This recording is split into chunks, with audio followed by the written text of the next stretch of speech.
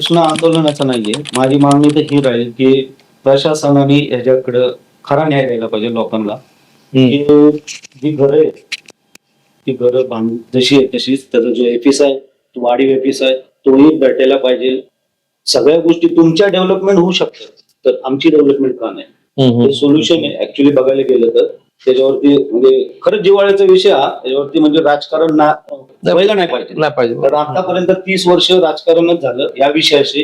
कारण लोकांनी मला चांगलं आठवतं इलेक्शन चालू असताना पॅम्पलेट पण वाटले.